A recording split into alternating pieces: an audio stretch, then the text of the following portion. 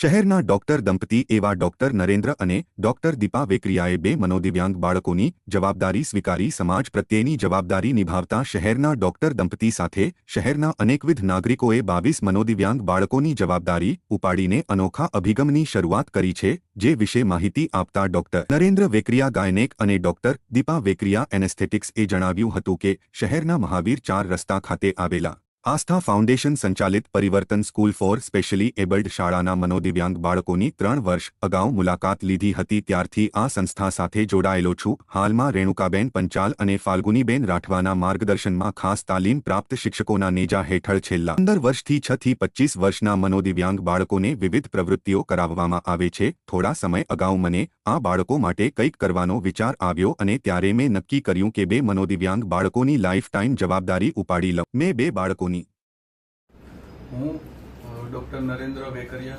Gynaecologist, મારા family સાથે આજે આસ્થા ફાઉન્ડેશન દ્વારા પરિવર્તન સ્કૂલ, જે મનોદિવ્યાંગ બાળકો માટેની સ્કૂલ છે, સ્પેશિયલી એબલ્ડ છોકરાઓ માટેની સ્કૂલ, ત્યાં વિઝિટ માટે આવ્યા છીએ. અહીંયા ચાલતી પ્રવૃત્તિઓ વિશે અમે નિરીક્ષણ કર્યું અને આજે અમે આવા બે બાળકોની જવાબદારી લેવાનું નક્કી કર્યું છે. ખૂબ સરસ પ્રવૃત્તિ અહીંયા ચાલે છે, જેમાં બાળકોને આવવા જવાની વ્યવસ્થા, અહીંયા રમવાની અને એમની બેઝિક ભણવાની વ્યવસ્થા વિનામૂલ્યે કરી આપવામાં આવે છે અને સરસ રીતે સેફ એન્વાયરમેન્ટમાં એનું જતન કરવામાં આવે છે.